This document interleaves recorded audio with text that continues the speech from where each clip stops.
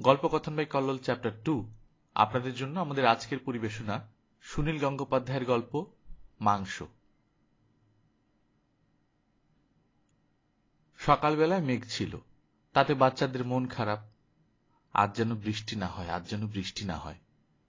তবু সেই কালো মেঘ যেন ঝুঁকে এলো শ্মশানতলার বড় বটগাছটার মাথায়। গ্রামের নাম ছোট সাতুরি। বিভুপদ গড়াইয়ের দুখানা খড়ের ঘর, সামনে এক চিলতে উঠোন।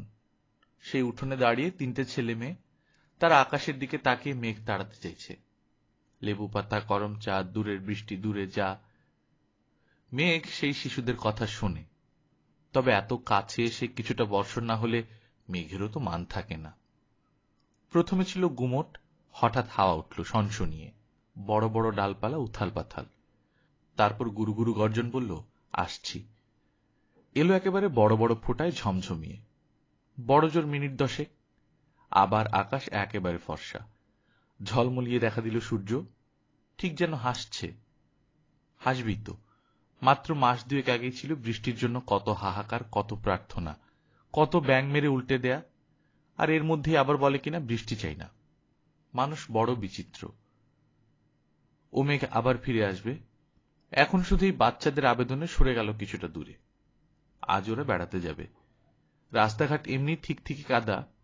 বৃষ্টি চলতেই এখন বেরোবার প্রশ্নই ছিল না। বাচ্চারা আর ধৈর্য ধরতে পারছে না। বিভুপদ বাইরে দাঁড়িয়ে আছে। সুরবালার একটু দেরি হচ্ছে। বিভুপদ একবার হাঁক দিল, কই রে, আর দেরি করলে বেলাবেলি পৌঁছতে হবে তো। মেয়েটাও চেঁচিয়ে বলল, মা আয়। মেয়েটার বয়স 7। ভাই দুটোর একটা 9, একটা 6। একেবারে ছোটটাকে ন্যাড়া করা হয়েছে কিছুদিন আগে, খুব উকুন হয়েছিল।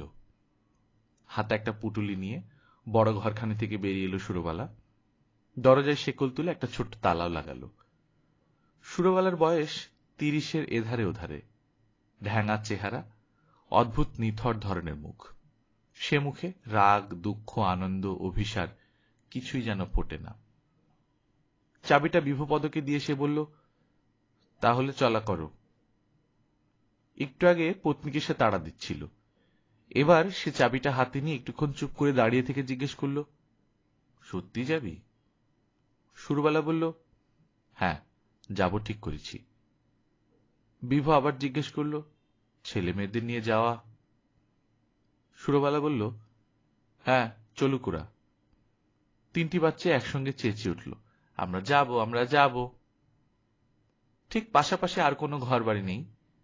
গ্রামের প্রান্ত সীমায় খাল পাড়ের জমিতে ছড়ানো ছিটানো কয়েক ঘর বসতি। সোজা রাস্তাটা শ্মশানতলার দিকে। ছেলে মেয়ে তিনটে দিনের বেলাতেও এখান দিয়ে যেতে ভয় পায়। মানুষের হাড় গড়ে দিক সেদিক পড়ে থাকে। কাঠ কেনার পয়সার অভাবে যারা পুরো লাশ পোড়াতে পারে না, তারা শুধু মুখে আগুন দিয়ে ফেলে রেখে যায়। তারপর তাই নিয়ে ভোজ হয় শেয়াল শকুনের। আজ বাবা মায়ের সঙ্গে যাচ্ছে। আজ আবার ভয় কি? বাবা মা আর 3 সন্তান, এই পুরো পরিবার এর আগে কোনোদিন একসঙ্গে কোথাও বেড়াতে যায়নি। বাবার সঙ্গে 2-একবার হাটে গেছে বটে, তাও মেয়েটা বাদ। মাও যায় না। বটতলায় কোথা থেকে এক সাধু এসে ত্রিশূল গেড়ে বসেছে। সবাই সেখানে দাঁড়ালো। সুরবালা এগিয়ে গিয়ে হাঁটু গেড়ে বসে প্রণাম জানালো সাধু বাবাকে। তিনি হাত তুলে বিড়বিড় করে কিছু একটা আশীর্বাদ শোনালেন, কিন্তু প্রণামী দেবার মতো কিছু নেই সুরবালার সঙ্গে। সে ফিরে আসার পর মেয়েটা জিজ্ঞেস করল, মা, সন্ন্যাসী ঠাকুরেরা গায়ে ছাই মাখে কেন? সুরবালা তাকালো তার স্বামীর দিকে। এইসব প্রশ্নের উত্তর পুরুষদের দিতে হয়। বিভু বলল, সন্ন্যাসী ঠাকুররা সবাই শিব ঠাকুরের চেলা। শিব ঠাকুর বলে দিয়েছেন, গায়ে ছাই না মাখলে আমার চেলা হতে পারবি না। ছোট ছেলেটা জিজ্ঞেস করল, বাবা, ঠাকুরের মাথায় সাপ থাকে কেন?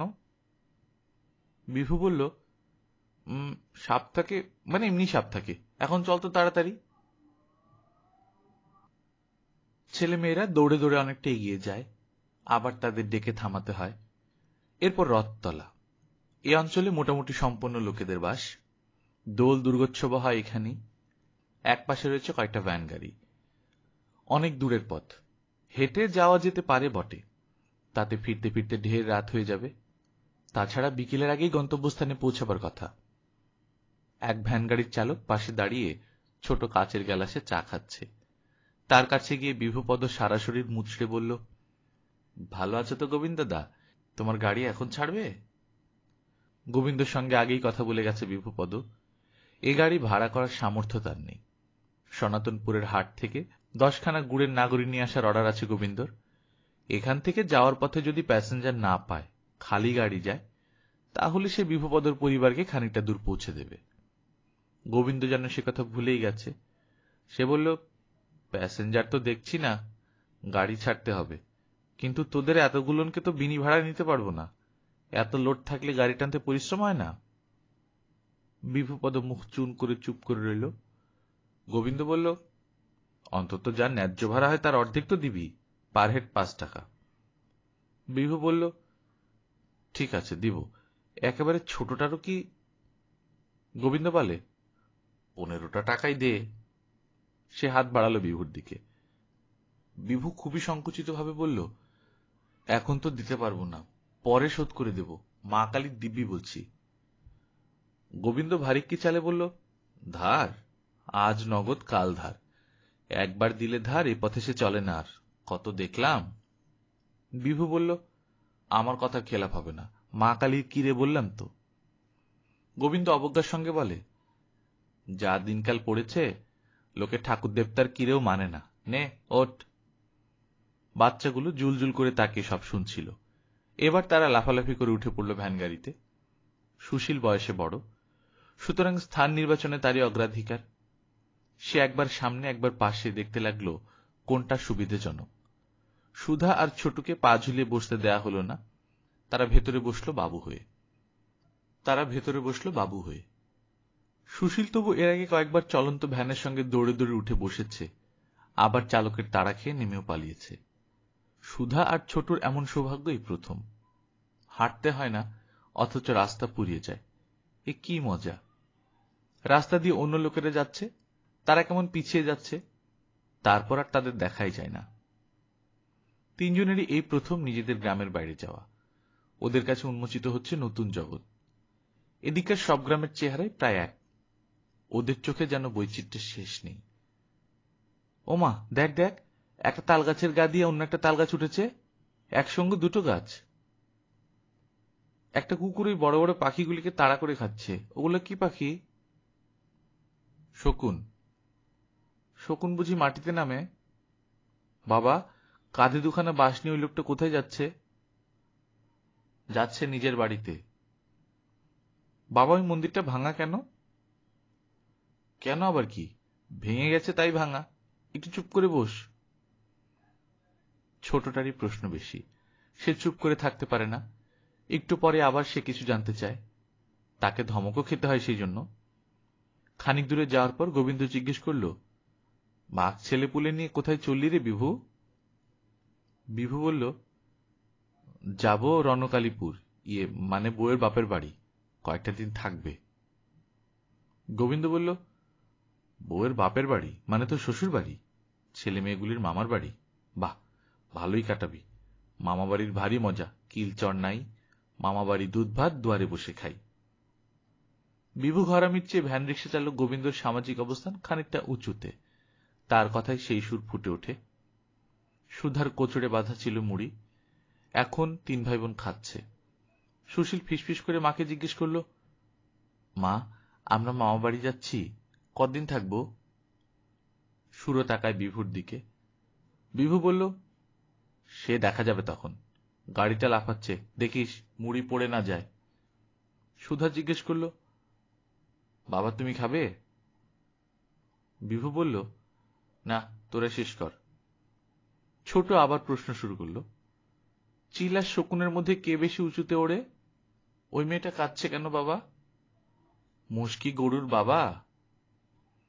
ভাই বোনেরা হাসে, কিন্তু মা বাবারা কেউ হাসে না। বিভু ধমক দিয়ে বলে, তুই থাম তো, আবার কথা বললে কান ছিঁড়ে দেব। রাস্তা খুদলে ভর্তি, তার মধ্যে আবার একটা লরি ঢুকে পড়েছে। ভ্যান রিক্সা যাওয়ার পথ নেই। গোবিন্দ নেমে গিয়ে হল্লা শুরু করল। ছোটদের কাছে এটাও বেশ রোমাঞ্চকর ব্যাপার। লরিটা কত বড়, তেমনি বড় চেহারার ড্রাইভার। তার সঙ্গে টক্কর দিচ্ছে গোবিন্দ। কে জিতবে? গোবিন্দ ফিরে এসে ভ্যান রিক্সাটাকে প্রায় ধান খেতে নামিয়ে দিয়ে উঠল গিয়ে লরিটাকে ছাড়িয়ে রাস্তার অন্যদিকে। তাহলে গোবিন্দ জিতেছে। তিনজনে হাততালি দিয়ে উঠল।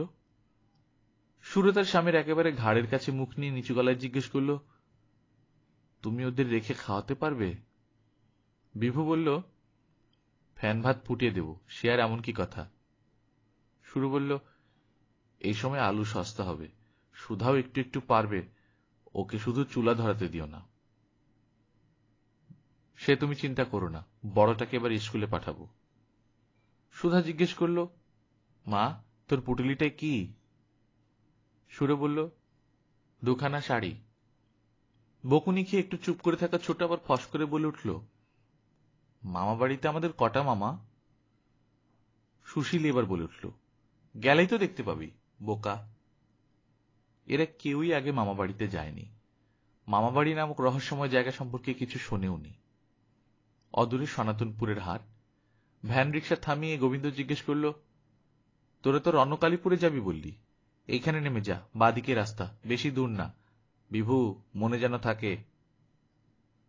এই রাস্তাটা অপেক্ষাকৃত ভালো, অত ফুটো ফাটা নয়। পাশ দিয়ে চলেছে কেলেঘাই নদী, যাতে প্রচুর কচুরিপানার ফুল ফুটে আছে। গ্রামের মূল বসতি থেকে বেশ কিছুটা দূরে নদীর ধারে এক জায়গায় টালির চালের ৮-১০খানা ঘর, গোটা দুয়েক মনোহারীর দোকান। সমানে বাঁশের কঞ্চির বেঞ্চে বসে গুলতানি করছে কয়েকজন পুরুষ। খানিকটা দূরে ওরা থমকে দাঁড়ালো, চেয়ে রইল সেই ঘরগুলোর দিকে। বিভু তার পত্নীর হাত ধরে কিছুটা আবেগের সঙ্গে বলল, সুরো, সত্যি যাবি? সুরোর নিরেট মুখে কোনো রেখা নেই, গলা কাঁপে না। সে বলল, হ্যাঁ, যাব তো। বিভু বলল, এখনো ফিরে যাওয়া যায়। সুরো বলল, আমি যাব ঠিক করেছি। বিভু বলল, আমি কিন্তু তোকে জোর করিনি। সুরো বলল, না, তুমি জোর করনি, আমি ঠিক করেছি। উতলা হয়ে যাচ্ছে বাচ্চারা, ওই তো দেখা যাচ্ছে মামা বাড়ি, তবু দেরি কেন? সুশীল বলল, বাবা চলো। বিভু এবার খাকড়ি দিয়ে গলা পরিষ্কার করে বলল, শোন রে তোরা, মামা বাড়িতে তোদের মা একলা যাবে, আমরা বাড়ি ঘুরব। তিনজনের প্রশ্ন, কেন কেন, আমরা যাব না কেন? বিভু বলল, ওখানে ছোটদের যেতে নেই, মা আবার আসবে, ততদিন তোরা আমার সঙ্গে থাকতে পারবি না? মেয়েদের বুদ্ধি আগে পাকে, ছোটদের মামা বাড়ি যেতে নেই, এটা সুধার কাছে ঠিক বিশ্বাসযোগ্য মনে হল না। মামা বাড়িতে দুধ ভাত তাহলে কারা খায়, শুধু বড়রা? তার প্রশ্নের উত্তরে বিভু বলল, মামা বাড়িতে একজনের খুব অসুখ, তাই ছোটদের যেতে নাই। সুরো, তুই তাহলে এগিয়ে পড়, বেলা পড়ে আসতেছে। ছোট ওসব বুঝল না। সে মায়ের উরু জড়িয়ে ধরে শাড়ির মধ্যে মুখ গুজে খুব কাতরভাবে আবেদন করল, মা, আমি তোমার সঙ্গে যাব, একটুও চেঁচাবো না। স্বামী ও অন্য দুই সন্তানের দিকে ক্রমান্বয়ে তাকালো সুরো, তারপর ছোটুকে আস্তে আস্তে ছাড়িয়ে নিয়ে বলল, তোকে পরে নিয়ে যাবে ছোটু, আজ বাড়িতে যা, বাড়িতে লক্ষ্মী হয়ে থাকবি। সুধাকে বলল, ভাইকে ধর, তুই ছোটুকে সামনে রাখবি। নিচু হয়ে সে স্বামীর পা ছুঁয়ে প্রণাম করল, তিনটি সন্তানকে জড়িয়ে ধরল একসঙ্গে দুহাত দিয়ে ঘিরে। আর কোনো কথা নেই। তারপরই হঠাৎ ওদের ছেড়ে দিয়ে হন হন করে এগিয়ে গেল ঘরগুলোর দিকে। একটু পরে থেমে মুখ ঘুরিয়ে বলল, তোমরা এখনই যেও না, একটু থাকো। গুলতানি করা লোকগুলোর পাশ দিয়ে যেতেই একজন আঙ্গুল দিয়ে দেখিয়ে বলল, এই পাশ দিয়ে যাও, দেখবে একটা বড় ঘরের দাওয়া। গলিতে প্যাচ প্যাচে কাদা। ঘরগুলোর পাশ দিয়ে যেতে শুরু দেখল সব জানলা দিয়ে উকি মারছে নানান বয়সের মেয়েরা। এক জায়গায় গলিটা 3 ভাগ হয়ে গেছে। কোন দিকে যাবে বুঝতে না পেরে সুরো দাঁড়িয়ে পড়তেই কেউ একজন বলল, ওই তো ডান দিকে গো, রণকালীপুরের রণচণ্ডীকে দেখতে পাচ্ছ নি? বড় দাওয়ায় একটা পানের বাটা নিয়ে পা ছাড়িয়ে বসে আছেন এক বিশাল বপু রমণী। তার পাশে একজন একেবারে শালিকের মতো রোগা মেয়ে। শালিকটি বলল, ও মাসি, এরই তো আজ আসবার কথা ছিল না? মুখ ভর্তি পানের পিক, রসস্থ গলায় সেই মাসি বলল, এসো গো, এসো বাছা, বসো। সর্বাঙ্গে কয়েকবার দৃষ্টি বুলিয়ে নরম গলায় মাসি বলল, কপাল পুড়েছে, এও না বেদবা। সুরর উত্তর না শুনেই সে আবার বলল, সিঁদুর রয়েছে তো, আগে দেখিনি। আমি কি চোখের মাথা খেয়েছি? তা সে লোকটি বুঝি ভেগে পড়েছে? সুর বলল, না, বাড়িতেই থাকে। বুঝেছি, মাজা ভাঙা, রোজগার করে খাওয়াতে পারে না। খাওয়ার মুখ আর কটা? আমার 3টে ছেলে মেয়ে। চোখ কপালে তুলে মাসি বলল, হ্যাঁ, বলিস কি, 3টে? আবার সুরর সর্বাঙ্গে চোখ বুলিয়ে মাসি বলল, মেয়ের বয়স কত? সুর বলল, 6-7 হবে। মাসি দীর্ঘশ্বাস ফেলে বলল, আহারে, তার তো বিয়ের বয়স হতে ঢের দেরি। অতদিন পালতে হবে। গব্বে ছেলে মেয়েদের ধরি, তারা আমাদের খেতে আসে, এটা দাও সেটা দাও, তারপর ডানা গজালেই ফুরুত করে উড়ে যায়। আমারও তো 2 ছেলে ছিল, আজ কোথায় তারা? মায়ের খোঁজ রাখে? শালিক মেয়েটি বলল, আমার ছেলেটাও। নিজে 1 খিলি পান মুখে পুরে 1 খিলি শুরুর দিকে এগিয়ে দিয়ে বলল, নে খা, কি করবি বল, সবই নিয়তি। বাবা মা খরচা করে বিয়ে দেয়, তারপরেও স্বামী যদি দুবেলা দুটো ভাত না দিতে পারে, তার উপর ছেলেপুলের হা, সবসময় খাই খাই। তা সে লোকটা জোর করে তোকে এখানে পাঠালো? শুরু বলল, না, আমি নিজে এসেছি। বেশ করেছিস, বাঁচাতে তো হবে। কথায় বলে আপনি বাঁচলে বাপের নাম। এমনি এমনি ফোত হয়ে গেলে কেউ চোখের জল ফেলতে আসবে না কো। সে লোকটা যদি কখন এদিক পানে আসে, তাকে জোড়া পায়ে নাতি মারবি। আমার লোকও তাকে ধোলাই দিয়ে ভাগাবে। শুরু বলল, তার কাশির অসুখ। মাসি মস্ত একটা হাত নেড়ে বলল, থাক থাক, ওসব কথা ঢের শুনেছি, আর শুনতে ইচ্ছে করে না। পুটুলিটাই কি? শাড়ি দুটো দেখে মুখ ভেটকে মাসি বলল, ও চলবে নি, কাজের সময় একখানা অন্তত জড়িপার শাড়ি লাগবে। এখানেই দোকান আছে, আজ কিনতে পারবি? সুর দুদিকে মাথা নাড়ল।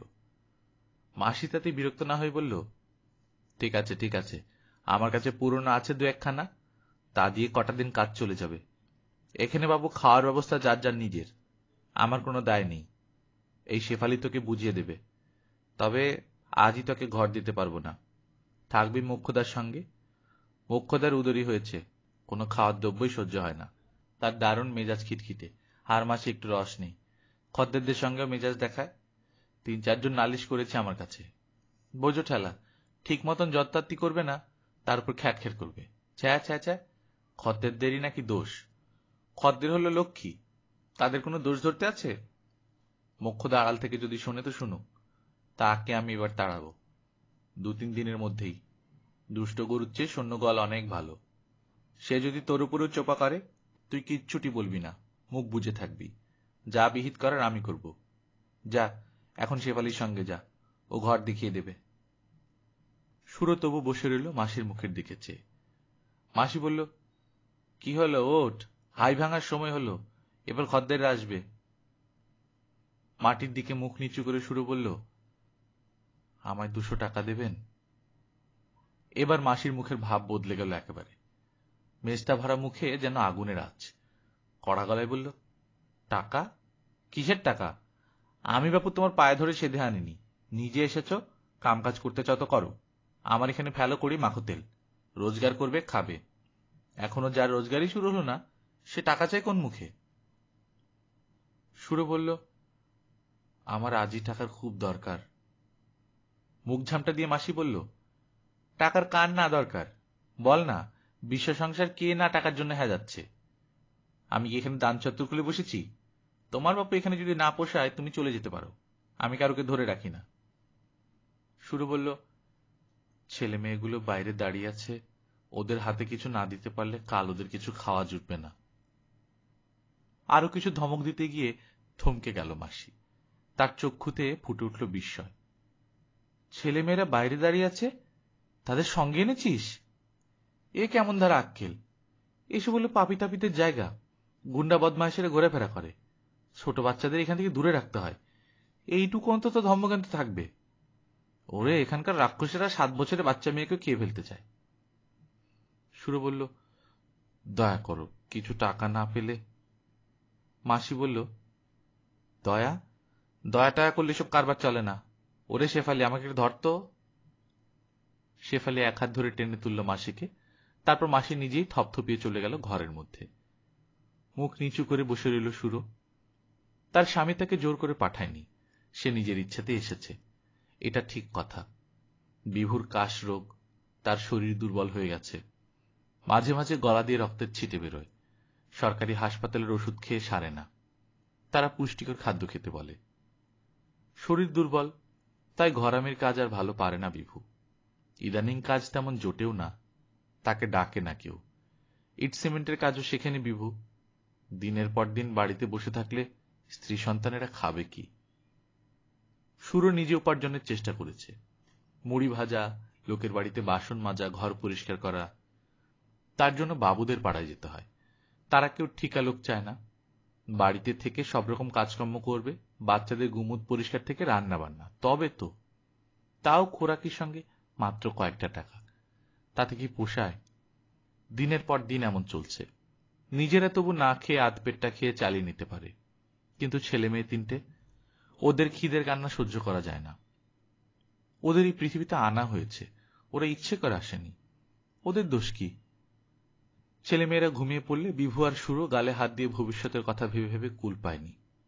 বাড়িতে ঘটিবাটি যা ছিল সব বিক্রি হয়ে গেছে, বিক্রি করার মতো আর কিছুই নেই, শুধু সুরোর গায়ের মাংস ছাড়া। এত অনাহারেও সুরোর শরীর একেবারে চিমসে হয়ে যায়নি। মা হয়ে সন্তানদের জন্য এইটুকু করতে পারবে না? 2 টাকা 5 টাকার নোট মিলিয়ে শখানেক টাকা আর একটা জরির পাড় বসানো ঝালঝালে শাড়ি নিয়ে ফিরে এলো মাসি। টাকা শুদ্ধ হাতটা বাড়িয়ে দিয়ে মাসি বলল, যা দিয়ে আয়। এর আগে আমি কাউকে আগাম দিইনি, এই শেফালিরা জানে। এগুলো দিয়ে কাজে লেগে পড়, আর যেন কখনো সে মিনসার কাচ্চা বাচ্চার এদিক পানে না আসে, এই বলে দিলাম। সুরো আবার বাইরে এসে দেখল একটা পাকুড় গাছতলায় ঠায় দাঁড়িয়ে আছে বিভু, তার হাত ধরে সুধা। ছেলে দুটো মনোহরীর দোকানের সামনে ঘুরঘুর করছে হ্যাংলার মতন। মাকে দেখে তারা দৌড়ে ফিরে এলো। টাকাগুলো বিভুর হাতে দিয়ে সুরো বলল, বেশি করে চাল কিনে নিও। বিভু বলল, এখানকার হাটে একটু সস্তাও হবে। সুরো বলল, নতুন চালে ফেনা ভাত ভালো হয়, পেটও ভরে। আলু আদা এখন সস্তা, নুন নিও মনে করে। আজকের দিনটায় অন্তত ছেলেমেয়েরা যেন ভালো করে খায়। সুধা বলল, মা, মামা বাড়িটা ভেতরটা একবার দেখে আসতে পারবো না? আমরা একটাও কথা বলবো না। সুরো বলল, আজ না, আরেক দিন। বিভু বলল, মা তো ফিরে আসছেই, বেশি দিন নয়। সুরো বলল, হ্যাঁ, ফিরে আসব। ছোটু হঠাৎ ফুপিয়ে কেঁদে উঠল। সুরো বলল, ওদের কটা লজেন্স জুস কিনে দাও। সুধা, ভাইয়ের হাত ধর। লজেন্স জুসের কথা উচ্চারিত হতেই সুশীল সঙ্গে সঙ্গে দোকানটার দিকে ছোটে, তারপরে সুধা আর ছোটু। বিভুর মুখোমুখি কয়েক মুহূর্ত দাঁড়িয়ে রইল সুরো, তার নিরেট মুখে কোনো ভাবলেশ নেই। একটু পরেই সে বলল, যাই, সাবধানে থেকো, রক্ত পড়লে নুন জলে কুলকুচি করবে। সুরোর বদলে বিভুই চোখ ছলছল করছে। এরকম সময় কি বলতে হয় তা সে জানে না। সে জামার খুঁট দিয়ে চোখ মুছল, তারপর আবার মুখ তুলতেই দেখল সুরো ফিরে গেছে অনেকখানি। একটা করে লজেন্স মুখে, একটা হাতে। অমৃতের স্বাদ নিতে নিতে লাফিয়ে লাফিয়ে এগিয়ে চলল 3টে ছেলে মেয়ে। একটা পা তুলে তুলে নাচের ছন্দে দুলে দুলে ছোটা। এরকম ভাবে ছুটতে শুধু বাচ্চারাই পারে।